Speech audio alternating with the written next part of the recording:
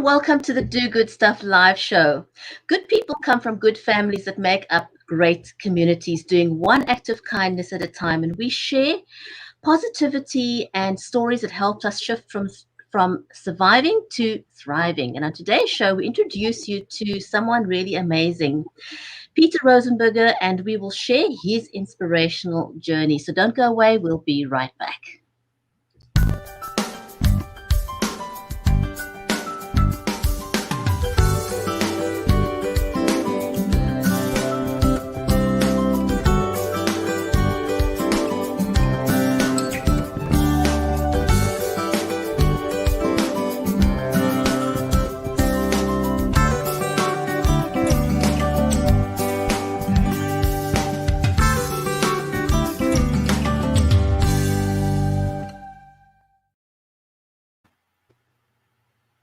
Welcome back. If you're just joining us, welcome to the show. I'm your host, Brigitte Lambanda from Cape Town in South Africa.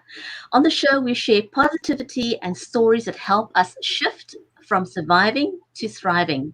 And on today's show, we're going to talk to Peter Rosenberger and his passion for hope for the caregiver. And my amazing co-host right next to me is Mary Elizabeth Jackson. She's the award-winning author of the children's Poolicious book series that promotes positive I am statements. Mary is also a special needs and disabilities advocate, and she lives in Nashville in the USA. So do tell in the comments where you are watching from. Mary, welcome to the show. Hi, and I'm kind of so glad today I don't live actually in Nashville, that I'm on the outskirts, because things have been very hot here, just like they have in lots of different cities.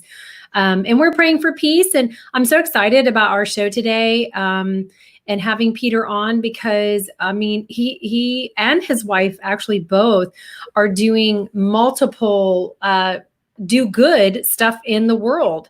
And it's so exciting to know these people, to get to meet them, hear their journey, and share them with others. So who might need their services, or, you know, Peter has such a passion for helping people. So there may be somebody out there today that needs to hear some of these words of encouragement and love and, you know, peace. We like the word peace. So, and support and caregiving ourselves, taking care of ourselves, no matter what kind of caregiver we are, is so important, isn't it? I know. And, you know, usually we introduce our guests with a bit of a blurb. I'm not going to do that for Peter, because I don't think anyone can tell his story better than he can. So we're going to go right ahead and welcome him to the show.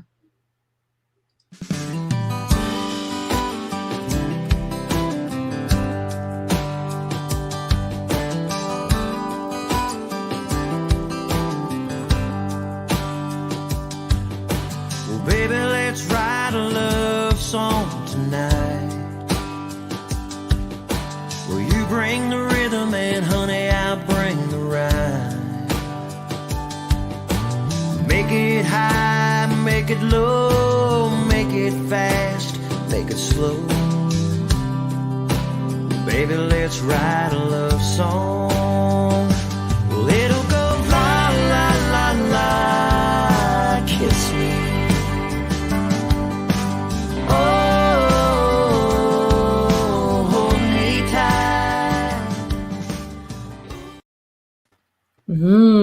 That's got a lot of feel to it. Oh, I love it.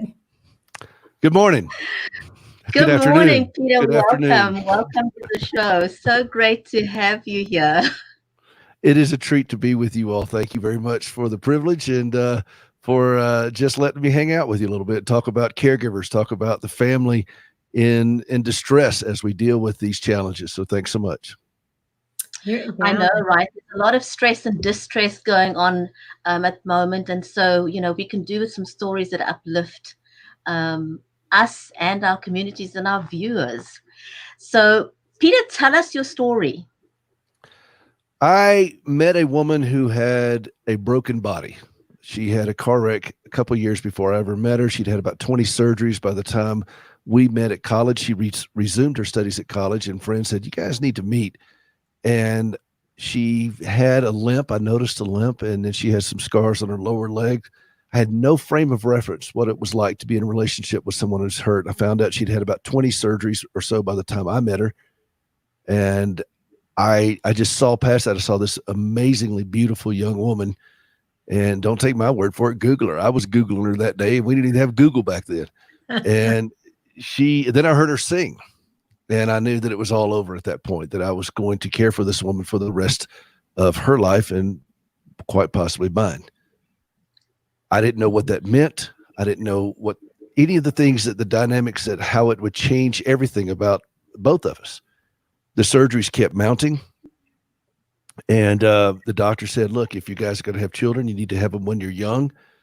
So I went to her and I said, babe, the doctor says we got to. I got a prescription and everything. And I don't think that's covered under Obamacare, but I bet you it's covered under Clinton care. And no, I'm just kidding. So we had two sons, but each son accelerated the damage to her lower legs that took the brunt of this wreck. And each pregnancy did that. And she ended up relinquishing both of her legs below the knee. But the surgery still kept coming. There's just so many things been going on. She's had, now that I can count, 80 surgeries. Wow. 150 smaller procedures. She's been an amputee now for 29 years. We're going, as soon as I leave this show, we're going through the process because we're having to still work out some things with her legs that are challenging. She's been treated by more than 100 doctors in 12 different hospitals. 7 different insurance companies now have helped handle the medical bills now that have exceeded well past now 11 million. It just keeps growing. That I can count. It's really hard to keep track of it at this point. And into that journey, through that journey now for 34 years, she's had one caregiver, and that's me. And I was a music major. I didn't know anything about the medical world, all those kinds of things. And I had to do everything the hard way on the job and learn how to negotiate with insurance companies and doctors and so forth, while taking care of somebody who lives with chronic pain and severe disabilities on just multiple levels. It's not just her legs being gone. In fact, that was a solution because her lower legs were so damaged. When you live with somebody with the kind of pain that she's in and the kind of brokenness that one resident told her prosthetist many years later, they stopped counting at 200 breaks. So when you live with somebody with that level of trauma, it is a game changer on every level, and it doesn't plateau. It just keeps descending into various types of crises along the way. And so you have to learn a lot of things as a caregiver, and this is what's framed my mission. On my show and in my books and so forth, I don't really spend a lot of time teaching people how to care give, because I don't think that's appropriate. I can't tell Mary Elizabeth how to take care of her special needs son. That's her world. That's her journey. She and my wife, it's just different circumstances. But what we do share is the common angst that goes on in the caregiver's heart. A lot of caregivers have a heart that is really a train wreck. And I feel like if I could speak to the caregiver's heart and point them to safety, it gives their wallet, their relationships, their bodies, their minds, their jobs a fighting chance. Because if your heart's a mess, everything else will be as well. And so that's the short version of everything I do and why I do it. That's amazing. Wow. And very, very powerful and very moving. So there are 2 things I do want you to share with everybody today. It is your radio show, so people can find you. We'll have you talk about that at the end, but also the charity that you all do. I mean, I remember meeting you and actually, Brigetti, Peter and I have a mutual friend, and Babs will be on our show coming up. And at some point, they've had a lot going on with the tornadoes that hit here and destruction of the building and that kind of thing. But Peter and I have a mutual friend, and as soon as Babs told me about him, I was like, I know I have to meet this guy. I need to know him. And I shared you, Peter, with Brigetti, and I just was like, you're gonna love this man. You're gonna love what he does. And we need to, we want to talk to him and share him, right, Brigetti? Absolutely. Peter, I think you and I can chat for hours on end. So I am a chronic pain sufferer. I live with chronic back pain myself, so I am no stranger to pain. I had one incident where I was in so much pain. My sons tried to lift me off the floor. I just collapsed with the pain. I actually just blacked out from the pain. And they didn't know what to do. I mean, I was in so much pain, they couldn't touch my body. So, I can relate to pain and what that feels like. And you know, what you do to me is something amazing and something special because, you know, in all the support groups that I'm in myself, there's so many instances where spouses up and leave because they don't have the tools to cope. They don't know how to help. They don't know what to do. And so they fall apart at the seams. And so what you do is absolutely phenomenal to be able to reach out to people and say, you know, here's how I can help you, or here's how I can support you, despite all the work that you do yourself. Well, every time I share the things that I've learned, I get stronger. That's how you do it. Repetition is what drives it for caregivers. I don't think we need a lot of instructions personally. I don't give a lot of instructions, and I don't need a lot of instructions from other people. I do need a lot of reminders. And I think that's where caregivers live, is that we just need to be reminded of where's the path to safety. In the Army, sometimes they tell you that the leader is the guy that remembers where the Jeep is parked. You know, I mean, it's the simple things. We get so disoriented in the craziness that comes at us. It's relentless. Back to your point about pain, I believe also, and I think I have pretty good evidence to back this up, that chronic pain is a family dysfunction. It is not limited to the individual experiencing the chronic pain. It is also it extends all the way down to every family member who is engaged with that individual with chronic pain. Your sons, by the way, trying to pick you up off the floor, they have to deal with the reality that their mother, who they revere and love, is lying on the floor in agony, and they can't even touch her very well to help her. That does something to the human heart. That's the mission that I'm on, is to be able to speak to that core issue of, okay, what's going on here? Let's talk about that. Now, how do you process this, and where does this go? I also believe that the journey for a caregiver does not stop at the grave. I know too many caregivers now. My wife is fully functioning and as an adult, as she lives with so many things going on with her, but she's not terminal any more than we all are. But I know so many caregivers who depleted themselves, and then they stood at a grave with clenched fist, either at themselves, at their loved one, at God, at family and friends, whatever. But that it takes a long time to process that out. And I believe, and I think I have, again, a significant amount of evidence to back this up, that caregivers themselves suffer from a form of PTSD. Absolutely. I don't have post because I'm still doing it and have been for some time. But I believe that it so ingrains into our emotional being that when that loved one is gone, we're not sure how to live normally at that point. And so what I do is help prepare myself and others for that eventuality, so that we could start building a life as an individual while in the midst of this. And one of the ways I do that is by addressing the identity loss of every caregiver. We all go through it. People, I can't count how many people have asked me about my wife, but I can count the ones who ask about me. And caregivers need to learn how to speak in their own voice. That's why I started a radio show, because that's how I found my voice, is to be able to speak it out, just say it. I hurt. I'm struggling. I'm pissed. You know, whatever. I don't care what comes after the word I. Now we can have a real conversation. And when people call into my show, the first thing I ask is, how are you feeling? And it's amazing how many caregivers struggle with that one sentence. And I'm not trying to base reality on how they're feeling. I'm just encouraging them to have an honest conversation about what's going on in their heart, so that we can actually talk about them. A lot of them want to rattle off their loved one's chart. A lot of them want to rattle off, what their brother and sister did to them or whatever. But I always stop them, bring them back here. We're going to start right here. How are you feeling? And that's when the tears start coming. And that's where the stammering starts, because caregivers aren't used to speaking in their own voice. Right. But now we can have a conversation. There's a lot of guilt. There's a lot of guilt that caregivers, I'm up walking. This person's not, they're dying. Or as a mother, even a parent, there's a lot of, our identity becomes so ingrained in our child that, hi, what's your name? What do you do? I'm a mom. My mom is my first job in life, but actually I'm first a woman.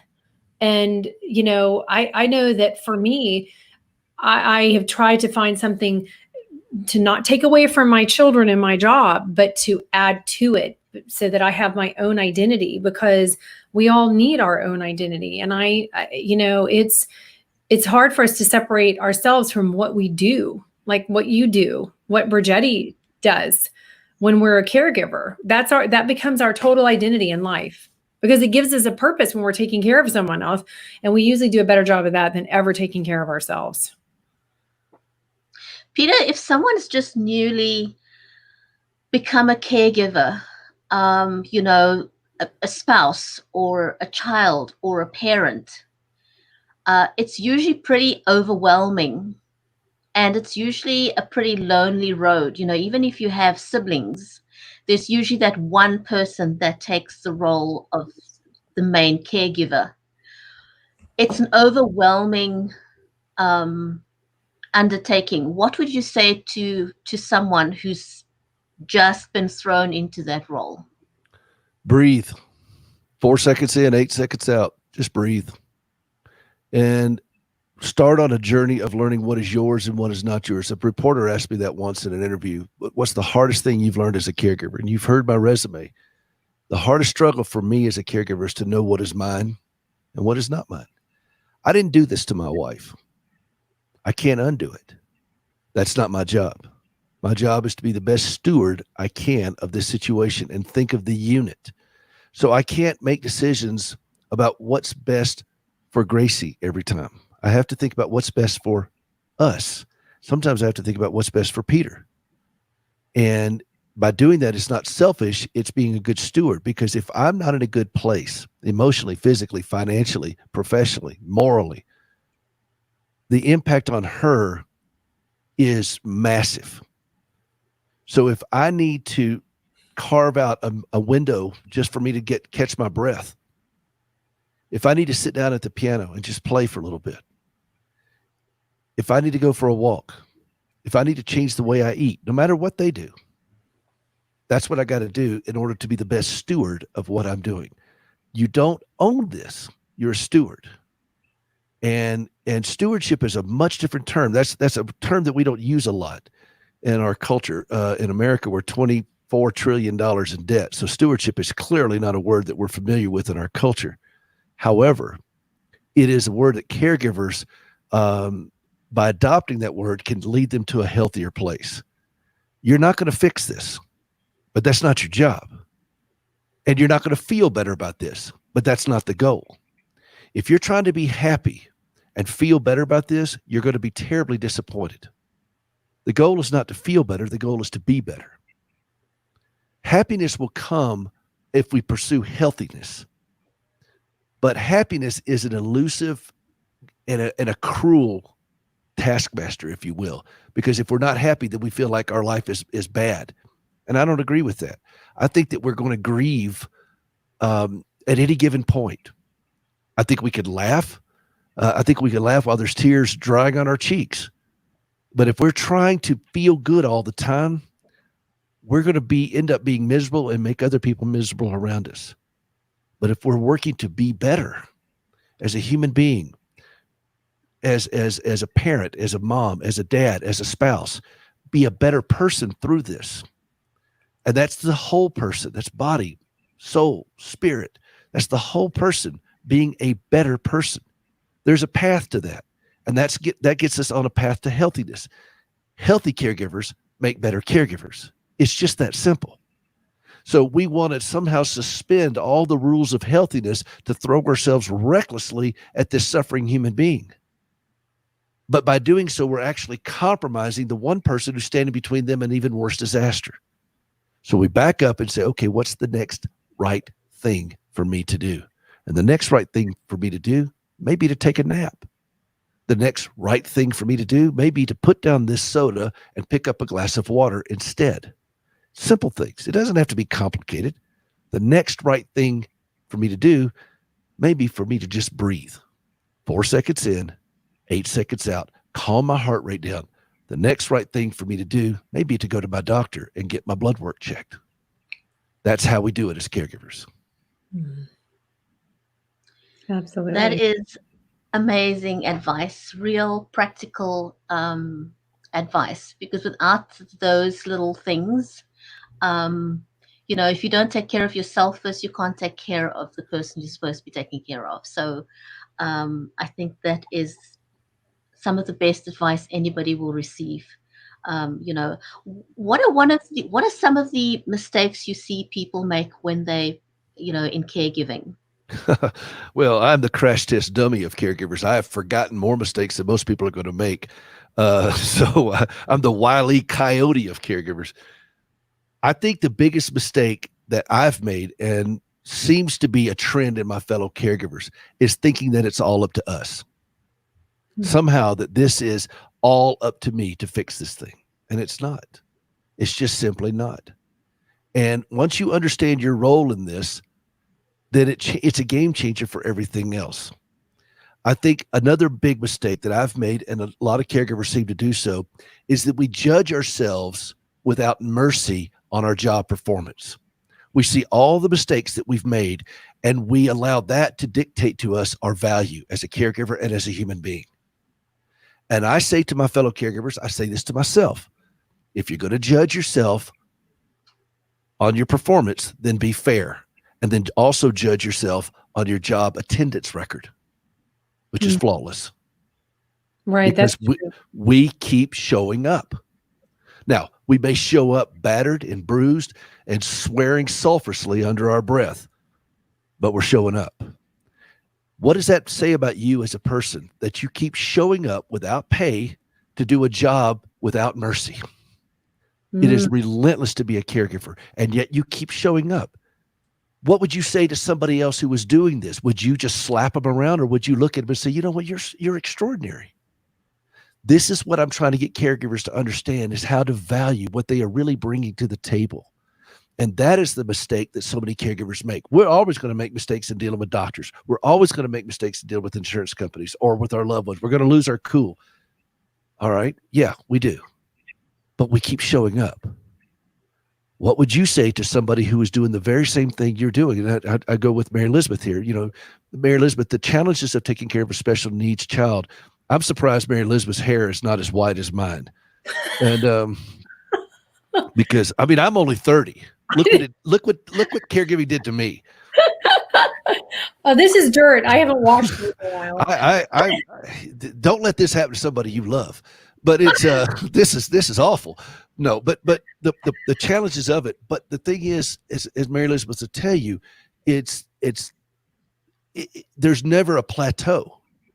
You don't sit there and say, okay, I've made it now, and we're just gonna coast this thing out for a while. It doesn't work that way. Not with a special needs child. Right. It's always a new adventure in you learning to be flexible. And there's an old saying I live by, because blessed are the flexible, for they shall not be bent out of shape.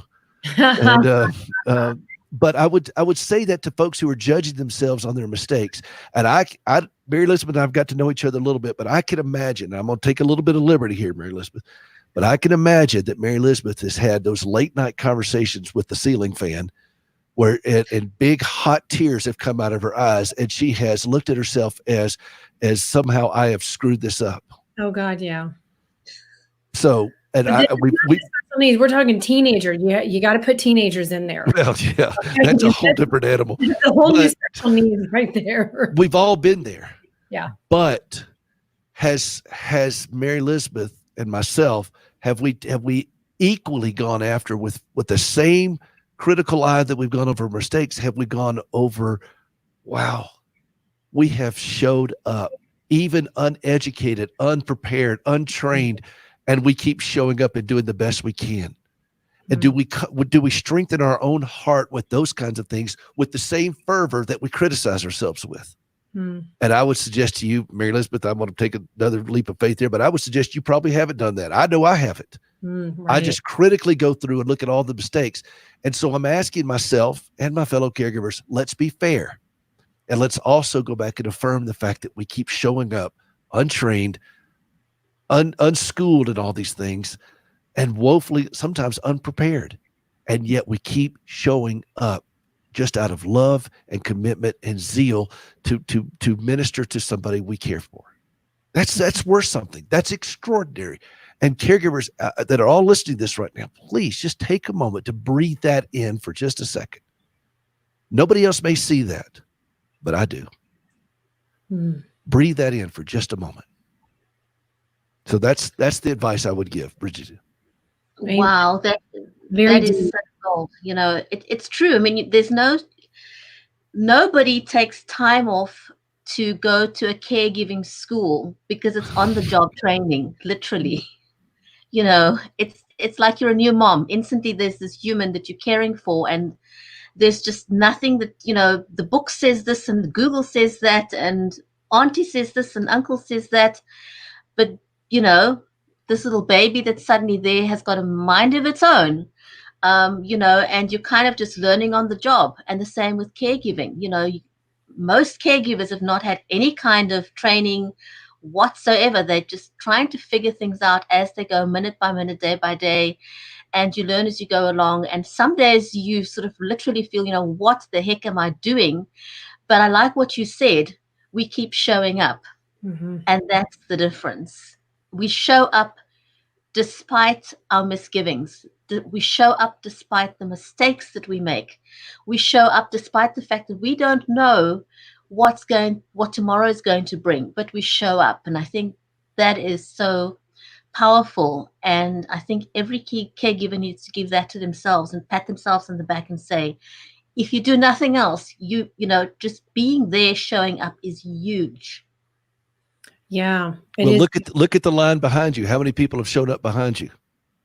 No one. You're it.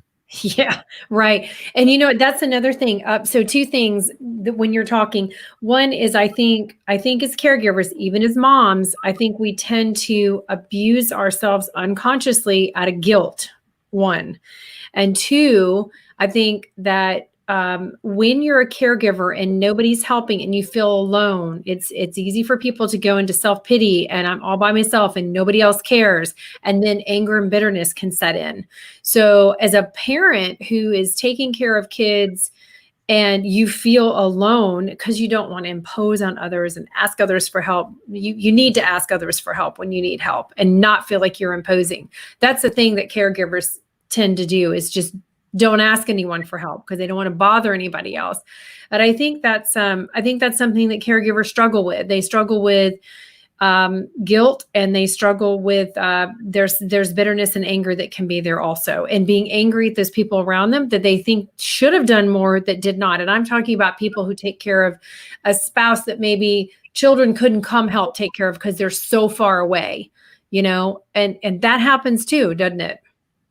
It does. Resentment is a crippling thing for caregivers. And I'm a pianist. I can't play the piano with clenched fist. And I can't push a wheelchair with clenched fist. Right. And so one of my passions is to help my fellow caregivers and myself live a little bit more peacefully with the disappointments that come our way through other people. The other one is to be able to provide a vocabulary to caregivers of what help does look like.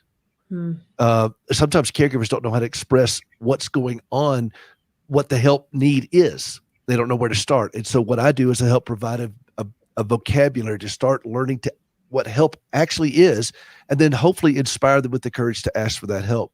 And on the flip side, I try to look for people who are not caregivers but want to help, to give them the vocabulary of what help looks like to a caregiver. In fact, for example, don't ever ask a caregiver, well, let me know if there's something I can do to help. Don't ever do that, because now I got to think of something for you to do, and then hope that you'll do it. Hope you won't screw it up, and then be prepared to clean it up when you do screw it up.